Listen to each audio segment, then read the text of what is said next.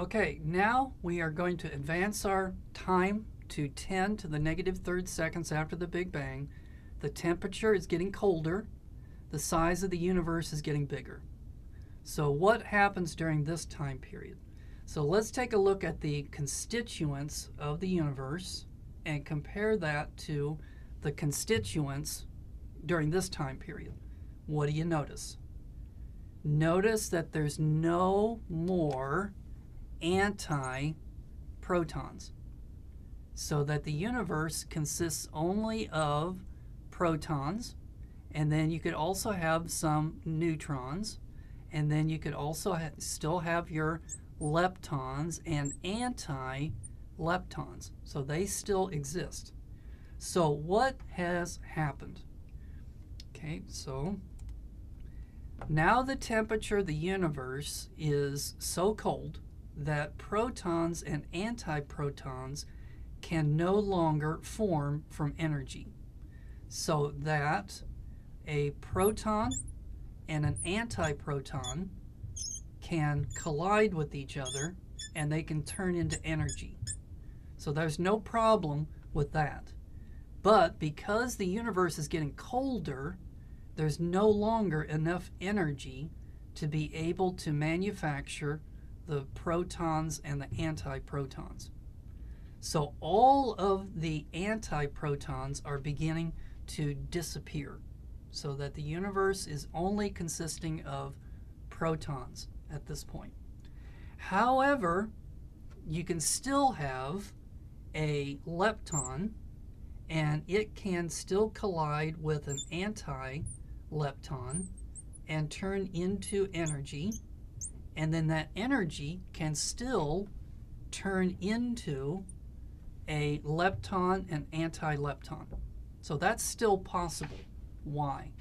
Because our formula says that E equals mc squared. The smaller the particle, the less energy it takes in order to create it. Protons are 2,000 times bigger than what the electron is.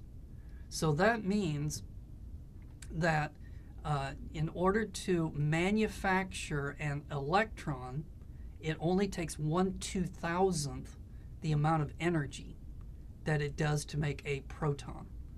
So it's still possible for leptons and anti-leptons to be created out of energy, and then they go back together and they turn back into energy again.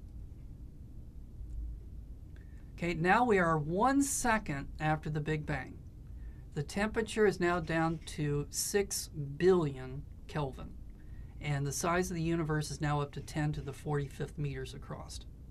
So take a look at the constituents of the universe, and what do you notice?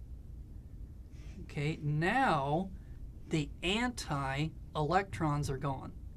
So you've got your protons, you got your neutrons, you got your leptons, like electrons, but there's no longer any anti-electrons. So the temperature has gotten so low, there's not even enough energy to be able to manufacture a electron-anti-electron pair. So now the universe consists entirely of matter. So we live in a universe composed of matter. Now, I know that there is somebody on the back row that is raising their hand and saying, well, if the universe started off with this Big Bang thing and it created matter and antimatter, you would think that the universe would have created equal amounts of matter and antimatter, so that when it goes back together again, our universe would only consist of energy and not matter. So how is it possible that after all of this matter and antimatter goes back together again, we're left with a universe that consists of matter? Well, this gets back into high energy physics again, and so scientists say that whenever you take energy and it creates matter and antimatter, for every million particles of antimatter that are created, 1 million and 1 particles of matter are made. So that when you recombine it back together again, you end up with 1 particle of matter. I just report the news. All right, so that's what they say in high energy physics. So that our universe consists of matter today because of that reaction. All right. So here, now the temperature of the universe is so cold that there's not enough energy even to produce electrons and anti-electrons.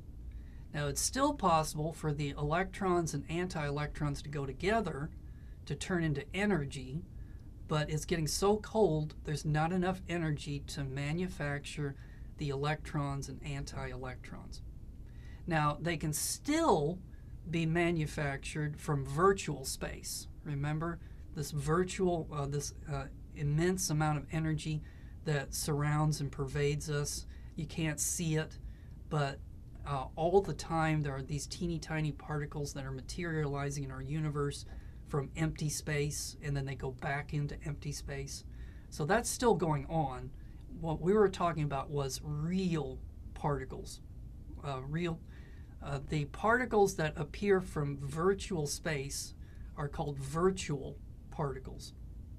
So they're not real particles like real electrons and anti-electrons.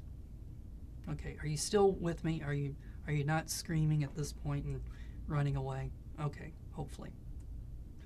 So let's take a break, and when we come back, we are going to continue our discussion of the origin of the universe.